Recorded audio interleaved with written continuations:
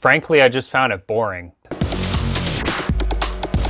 So today I'm going to talk about my history with Deftones. Started out in 2010. I wanted to find a band that was similar to System of a Down.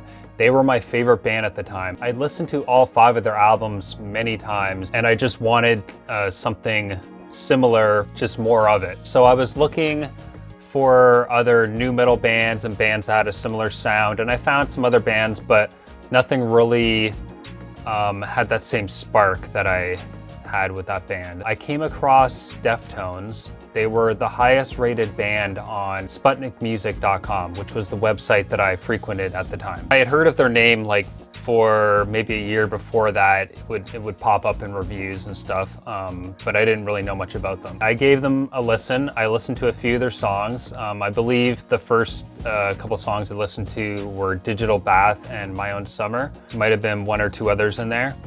And I wasn't really that impressed. Kind of seemed a little dry by the numbers, stuff that I had heard before. It was my kind of thing. It was the kind of music I normally would listen to, like alternative rock, alternative metal, kind of like soaring vocals, like heavy detuned guitars. But it lacked that spark that I found with other bands like System of a Down. Frankly, I just found it boring. That was early 2010. Then I tried again a year later, 2011. It was basically the same result. That was early 2011. I listened to RX Queen, Be Quiet and Drive Far Away, Diamond Eyes, Minerva I think I listened to. Pretty sure I listened to Hole in the Earth. I listened to a teaser of Rocket Skates. That was about like 20 seconds.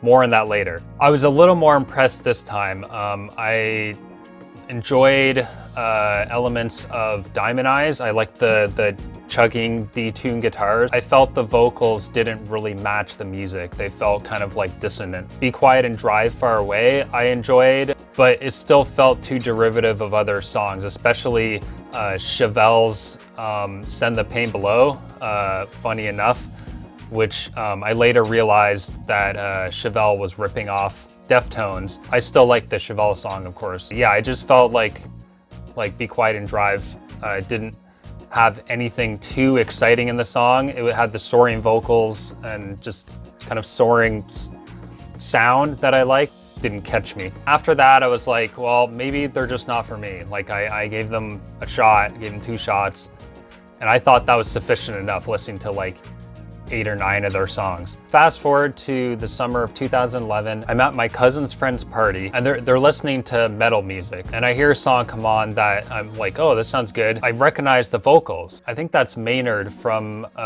Tool, Maynard James Keenan. I was a fan of Tool. I was partial to their 3rd album, Lateralis. I just kind of asked out loud, who is this? My cousin's friend that I knew, he said, oh, this is Deftones featuring Maynard. I'm like, oh, really? This is Deftones?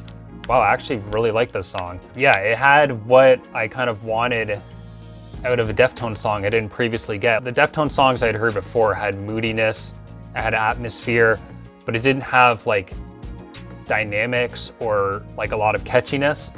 And this had that. I believe Knife Party was the next one that caught my attention. And I'm like, yeah, this is good as well. What really solidified them as a good band to me was Change in the House of Flies. The opening guitar riff, the way it's played, I did not expect this for them. It's original, it's creepy, eerie. So from there I listened to the rest of their music. I probably listened to White Pony first and then dived into Diamond Eyes. The first time I heard Rocket Skates, I'm like, this song's great. And I previously listened to the teaser of it, but for some reason didn't listen to the full song. I was just kicking myself because I'm like, if I had listened to the song first, then I probably would have been a fan right away. Like, I really like that song. It was my kind of thing. Diamond Eyes, for the first year, I listened to that album a lot. It was kind of my go-to album. It fit in any atmosphere. It was like a stoner album, an album to mosh to, an album to sleep to. And I remember like I would have it on and then my mom's boyfriend, he would walk by and he would make fun of the detuned guitar riffs.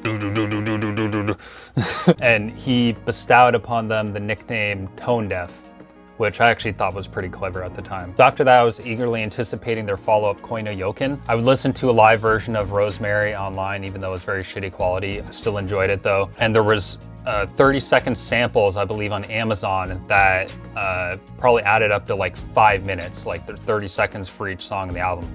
But I still loved it. I listened to that over and over again. So the album ended up being leaked 8 days early. They were trying to stop it from being leaked after Diamond Eyes was leaked like 1 or 2 months early. When the leak came out, I listened to it right away, and I loved the album right away. It was my favorite Deftones album at the time. At that time, I thought that was the height of my Deftones fandom. I continued to listen to them after that. I think my fandom fell off a little bit, but then when the singles for their album Gore came out, then I was right back into it. The song Doomed User came out at the perfect time. There was crazy stuff going on in my family. We were moving from our childhood home, and it was a stressful time. So that song soundtracked that time in my life perfectly. Then the album Gore came out shortly after I had moved into my new place, and that also soundtracked that period of time in my life. So I didn't love that album right away, nearly as much as Koi no Yoken, but it did grow on me. I did like the direction they took with that album. So in the summer of 2016, I brought my then girlfriend to see Deftones live, and she wasn't a fan of Deftones, but I loved it. That was one of the greatest moments of my life, especially having my hand 5 feet away from Chino Moreno after he was reaching out towards the crowd. Yeah, it doesn't get any better than that. So I think within the last year or two, I've become an even bigger fan of Deftones. I listen to them all the time, especially the album Diamond Eyes. It's become one of my favorite albums of all time. And that brings us to today. They're doing weekly live streams on Twitch, sometimes multiple times a week, doing DJ sets. So they've had 3 of the members do that.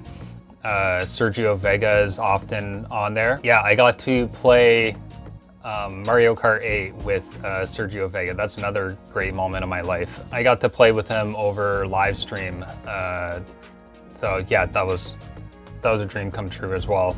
So I guess the point of this video is sometimes you don't like something at first, or you don't think you're gonna like something, or even you put time into trying to like something and you still don't like it, or you don't want to change your mind. You think you experienced something at some point in your life and you've gotten older and you're like, well, I didn't like it then, so I'm not gonna like it now. People change. Sometimes you see things from a different perspective. We don't know how we're gonna feel about something later on, so it's always good to give something a chance, even if you've given it a chance before. Not saying that you should like push anything, like some things just have to happen naturally. Another way of putting it is, even if you couldn't appreciate something before, sometimes you just have to give it some time. You have to let it sink in, or just kind of like forget about it, let it go. And then if it's meant to be, it's meant to be. I would like to say there was Koi no Yoken in this situation. I don't know if there was. I definitely thought I would get into the band just from people's passion for the band and the way they were described. But honestly, upon first listen, I didn't like them. I didn't think I would ever like them. I find that the art that takes longer to appreciate is the kind of art that stays with us longer. You put more work into it, so you're getting more out of it. If you just hear like a pop song on the radio that's immediately catchy, you immediately like, there's less chance you're going to love that song forever. If you have to work to crack a coconut open, then the juices are going to be that much sweeter because of it. My personal favorite now is Be Quiet and Drive Far Away. That song I liked when I first heard it, but it takes some time to appreciate something like that that's subtle. I think that's the main thing I can say about Deftones. They have the art of subtlety down to a T, to the point where it's hard to get into them at first because they're not throwing their amazing qualities in your face. They're just kind of being, and that's what makes them cool in my opinion, because they're not trying too hard. So if you want to be cool like I eventually became, then you should give Deftones a listen. Thanks for watching, and I'll see you again next time. And oh.